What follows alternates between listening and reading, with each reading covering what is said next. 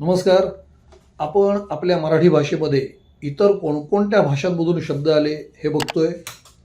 आपण पहिल्या भागात त्याची माहिती पण घेतली की इंग्रजीमधून आले, हिंदीमधून आले, संस्कृतमधून आले, फ्रेंच आले, पोर्तुगीज आले आणि सगळ्यात जास्त म्हणजे ते जे शब्द आले ते आले फारसी किंवा पारशी किंवा पर्शियन भाषेतून. आता हे असं का झालं असावं?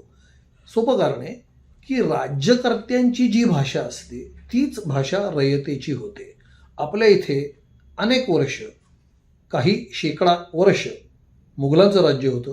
त्यांची राज्यकारभाराची भाषा जी होती ती होती फारसी. त्याच्यामुळे ती भाषा आपोआप आपल्या तोंडी येऊन बसली. अनेक शब्द फारसीतले अपभ्रंशित होऊन आपल्या इथे आले, काही तसेच्या तसे आले. आता आपण बघूया की अपभ्रंश होऊन किंवा तसेच्या तसे असे अजून कोणकोणते शब्द फारसीतून मराठीमध्ये आलेले आहेत. तर आजचे शब्द आगापिछा. आपण म्हणतो की काही आगापिछा नाही आहे. तर आगापिछा या शब्दाचा अर्थ आहे माहिती आणि ओळख. हा त्याचा मूळ अर्थ आहे. हा शब्द तिकडनं इकडे आलेला आहे. पुढचा शब्द आहे तो म्हणजे आजार. आजार म्हणजे व्याधी, रोग किंवा पीडा. हा शब्दसुद्धा तिकडचा आहे. अर्थातच आता आजार तिकडचा असल्यामुळे आजारी म्हणजेच रोगी हा शब्दसुद्धा तिकडून आलेला आहे. एक शब्द आहे बघा की आपण म्हणतो आजूबाजूला कोणी नाही आहे ना, तर आजूबाजू म्हणजे काय? तर आजूबाजू म्हणजे चारही बाजू. हा शब्द तिकडचा. पुढचा जो शब्द आहे तो म्हणजे आदमी.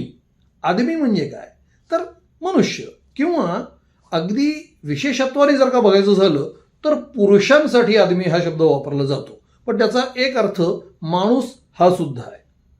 पुढचा शब्द आपण अनेक ठिकाणी ऐकलेला आहे आणि तो साहित्यामधून आपल्याला वारंवार वाचायला मिळतो. तो म्हणजे आब. आब म्हणजे काय? तर आब म्हणजे तेज किंवा प्रतिष्ठा. पुढचा शब्द आहे तो म्हणजे आबादानी. आबादानी हा आपल्याला शब्द साहित्यातनं अनेकदा अनेक ठिकाणी अनेक कथा कादंबऱ्यातून वाचायला मिळतो. गाण्यांमधूनही आपल्याला तो ऐकायला मिळालेला आहे. आबादानी म्हणजे भरभराट. असाच एक शब्द आहे तो म्हणजे आबादी आबाद. आबादी आबाद म्हणजे समृद्धी.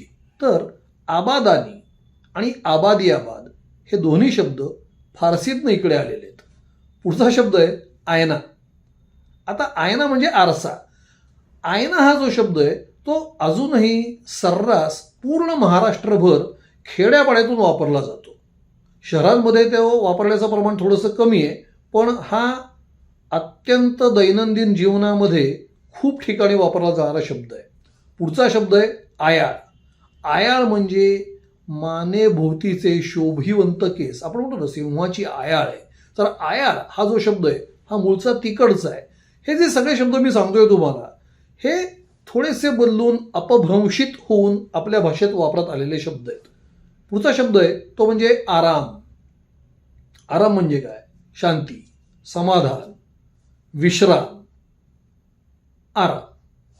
आराम जसा तिकडचा आहे त्याचबर हुकूम आराम खुर्ची हा सुद्धा शब्द त्यांचाच आहे. तो तिकडनंच आलेला आहे. आराम खुर्ची म्हणजे काय असतं? साधारणतः एक असं थोडंसं आडवं पडून विश्राम करण्याची ती खुर्ची असते.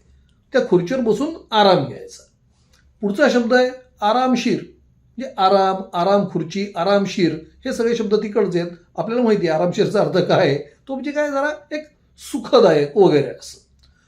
पुढचा शब्द आहे आता दचकाल. मला हा जेव्हा शब्द कळला होता त्याला मी दचकलो होतो, कारण आपण तो ज्या ठिकाणी वापरतो ते ठिकाण आहे धार्मिक. कुठला शब्द आहे? तर आरास. आपण देवाभोवती आरास करतो. विशेषतः गणेशोत्सवात गणपतीच्या भोवती आपण आरास करतो. आरास म्हणजे काय? तर सुशोभित करतो, चित्ताकर्षक वस्तू तिथे मांडतो आणि वातावरण प्रसन्न होण्यासाठी या आराशीचा वापर केला जातो. तर ही जी आरास आहे म्हणजे हा आरास हा जो शब्द आहे तो मूळचा तिकडचा. अजून एक शब्द आहे आलिशान. आलिशान म्हणजे खरं तर काय? उच्च मनाचा असा त्याचा मूळ अर्थ आहे. आपण तो वेगळ्या अर्थाने इथं वापरतो. आपण तो वास्तूंच्या संदर्भात वापरतो, पण अर्थ साधारणतः तोच आहे. उच्च, महान, या अर्थाने तो शब्द आहे, हा तिकडचा शब्द आहे. पुढचा काय असेल शब्द? मी हळू बोलतोय का? माझा आवाज ऐकू येत नाही का? आवाज आवाज म्हणजे ध्वनी, हा शब्द तिकडचाच आहे. पुढचा शब्द आहे तो म्हणजे आशिक, म्हणजे प्रणयी किंवा अनुरक्त झालेला किंवा झालेली, हा शब्दही तिकडचा आहे. पुढचा शब्द आहे इजा. इजा म्हणजे काय? अपाय किंवा पीडा. पुढचा शब्द आहे, आपण अनेकदा वापरतो, अनेकदा ऐकलेला आहे, खूपच सर्वसामान्य माणसांमध्ये रुळलेला शब्द आहे, तो म्हणजे इज्जत. इज्जत म्हणजे काय? तर अब्रू, प्रतिष्ठा किंवा बहुमान. इज्जत सारखाच त्याच्यातूनच तयार झालेला दुसरा शब्द आहे, तो म्हणजे इज्जतदार, म्हणजे अर्थातच प्रतिष्ठित माणूस. इज्जत आणि इज्जतदार हे तिकडनं आलेले आहेत. पुढचे असेच शब्द आहेत इनाम आणि इनामदार. हे दोन्ही शब्द तिकडचे आहेत. इनाम म्हणजे काय? खरं तर देणगी किंवा बक्षीस. सर्वसामान्यपणे म्हणजे तसा काही नियम आहे अशातला भाग नाही, इनाम ही जमीन दिली जायची. त्याच्यामुळे ज्याला इनाम मिळालेलं आहे तो इनामदार बनला जायचा. तर इनाम आणि इनामदार हे जे दोन्ही शब्द आहेत हे तिकडचे आहेत. पुढचा शब्द आहे तो म्हणजे इब्लिस. मध्यंतरी व्यावसायिक रंगभूमीवर एक नाटक आलं होतं, त्याचं नाव आहे इब्लिस. ते मीच लिहिलं होतं. तर असं हा काय आत्ताचा आपला विषय नाही आहे. तर इब्लिस या नाटकाचा इथं काय संदर्भ आहे? तर हा परदेशी शब्द आहे अशी त्यावेळेला काही लोकांनी भूमिका घेतलेली होती. मी त्यावेळेला शब्दकोशामध्ये पाहिलं तर इब्लिस या शब्दाचा अंतर्भाव मराठी शब्दकोशात झालेला आहे. मग माझ्या त्याच वेळेला लक्षात आलं की फक्त इब्लिसच नाही, तर मी जे आत्तापर्यंत तुम्हाला जे सगळे सांगितलेले ते सगळेच्या सगळे शब्द मराठीने आता आपले आहेत असं म्हणलेलं आहे, मान्य केलेलं आहे. आणि मराठीतल्या सर्व शब्दकोशांमध्ये या सर्व शब्दांचा समावेश झालेला आहे. तर आपण परत आता येऊया इब्लिसकडे. इब्लिस म्हणजे काय? तर सैतान किंवा दुष्ट असा त्याचा खरा अर्थ आहे. आणि काय काय ठिकाणी आमचा बंड्या अगदी इब्लिस आहे बरं का असं म्हणलं जातं, तर तिथे खोडसाळ असा अर्थ अभिप्रेत असतो. त्याच्या पुढचा जो शब्द आहे तो म्हणजे इभ्रत. हा पण शब्द तिकडनं आलेला आहे. इभ्रतचा अर्थ आहे थोरवी किंवा प्रतिष्ठा किंवा दरार, या अर्थाने इभ्रत हा शब्द वापरला जातो. अजून एक पुढचा शब्द म्हणजे इमला. इमला म्हणजे काय? तर इमलाचा खरा अर्थ आहे बांधकाम किंवा इमारत. काही काही ठिकाणी मजला या अर्थाने सुद्धा इमला शब्द वापरला जातो. म्हणजे इमल्यावर इमले चढवले त्या माणसाने, म्हणजे मजल्यावर मजले चढवले, म्हणजे इमारत अत्यंत उंच केली त्यांनी. पुढचा शब्द आहे इमान. मगाशी आपण पाहिला होता तो इनाम, आता आहे इमान. इमान म्हणजे काय?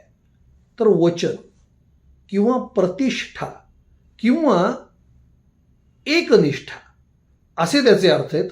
सचोटी या अर्थाने तो वापरला जातो. पुढचा आहे इमाने इतबारे. ही जी जोडी आहे ही तिकडनं झालेली आहे. इमाने आणि इतबारे म्हणजे इमान आणि इतबार हे मूळ शब्द आहेत. इमाने इतबारे म्हणजे एकनिष्ठेने, प्रामाणिकपणाने या अर्थी हे वापरले जातात. पुढचा आहे इमारत. मगाशी आपण पाहिलंच की इमला, तिथेच इमारत हा आपण शब्द पाहिला होता, ते समानार्थी शब्द आहेत. पण इमारत अजून नेमकं कशा कशाला म्हणता येईल? तर ढोबळमानाने पाया जो असतो त्या पायाच्या भोवतीची वरची जी सगळीच्या सगळी जी बांधकाम केलेली जी गोष्ट आहे, वस्तू आहे, वास्तू आहे, तिला इमारत असं म्हणलं जातं. पुढचा शब्द तर प्रत्येकाने ऐकलेला आहे, तो आहे इरसाल. इरसाल म्हणजे काय? तर अस्सल, बेरकी किंवा पक्का, याला इरसाल असं म्हणलं जातं. इरसाल शब्द तिकडचा आहे. अजून एक इरादा. इरादा म्हणजे काय? तर विचार, हेतू किंवा बेत. त्याच्या पुढचा शब्द आहे इलाज. इलाज हा तिकडचा शब्द आहे. त्याचा अर्थ आहे उपचार.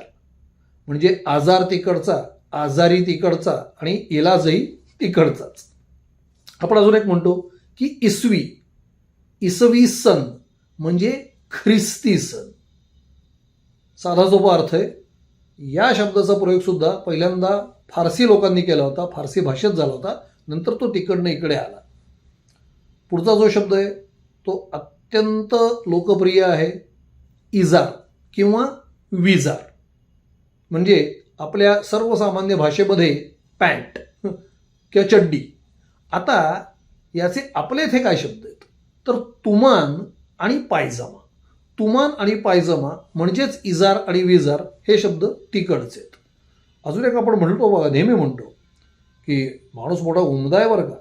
तर हा जो उमदा आहे, उमदाचा खरा अर्थ काय तर विश्वसनीय किंवा मातब्बर किंवा थोर किंवा गुणी, हे उमदाचे अर्थ आहेत. उमदा शब्द तिकडचा आहे. पुढचा आहे उमेद. उमेद म्हणजे काय तर धीर आणि हिम्मत असे त्याचे अर्थ आहेत. उमेदपासून जो तयार झाला तो म्हणजे उमेदवार.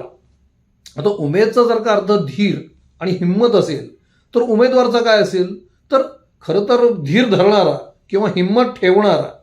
पण उमेदवारचा अर्थ वेगळा आहे. उमेदवार म्हणजे इच्छू, ज्याला एका विशिष्ट गोष्टीची इच्छा आहे त्याला उमेदवार असं म्हणतात. आणि हा शब्द आपण सर्वसाधारणपणे निवडणुकीला जो माणूस उभा राहतो त्याला वापरतो की हा अमुक एका पक्षाचा उमेदवार आहे. तर हा उमेदवार हा तिकडला झालेला आहे. पुढचा शब्द आहे तो खेडेगावातल्या लोकांनी तर अनेकदा ऐकलेला असेल, तो आहे उरूस. उरूस म्हणजे खरं तर पिराचा उत्सव. हा शब्द अर्थातच तिकडचा आहे. पुढचा शब्द आहे उर्फ. उर्फ म्हणजे काय? उर्फ म्हणजे या शब्दाला उर्फ असं तिकडे म्हणतात. म्हणजे टोपण नाव सांगण्यासाठी आपण हा शब्द वापरतो. विवा उर्फ तात्यासाहेब असं म्हणलं जातं. तर हा जो उर्फ आहे हा तिकडनं आलेला आहे. पुढचा आहे उस्तवारी. उस्तवारी म्हणजे आहे व्यवस्था किंवा शुश्रूषा. त्याच्या पुढचा एक शब्द आहे, त्याच्या पुढचा शब्द आहे एक. तो आहे एक म्हणजे एक ही संख्या म्हणजे एक. तर हा एक हा आकडा मूळचा तिकडचा आहे. तुम्ही म्हणाल हा एकदम असं काय बोलतोय तर एकदम हा शब्द म्हणजे ताबडतोब किंवा अकस्मात. तर याचा अर्थ अचानक असा सुद्धा आपण करतो आपण त्याचा. तर हा एकदम जो आहे तो तिकडचा आहे. अजून एक शब्द आहे तो म्हणजे एक रकमी. एक रकमी म्हणजे काय तर एके ठिकाणी एकदम मिळालेला पुष्कळसा असा ऐवज, याला म्हणतो आपण एक रकमी. पुढचा जो शब्द आहे तो म्हणजे एकाएकी. म्हणजे मगाशी आपण जो पाहिला तो एकदम. एकाएकी म्हणजेच एकदम म्हणजेच अकस्मात म्हणजेच अचानक. पुढचा शब्द आहे तो म्हणजे एकी. मराठीत काय आपल्या मूळ मराठीत इकडे ऐक्य, पण एकी हा शब्द सुद्धा आपण खूप ठिकाणी वापरतो. हा शब्द आलेला आहे तिकडून. तर अशा रीतीने आपण आजचे शब्द पाहिले तिकडनं आलेले. पुढच्या भागात आपण पुढचे शब्द बघू. तोपर्यंत राम राम.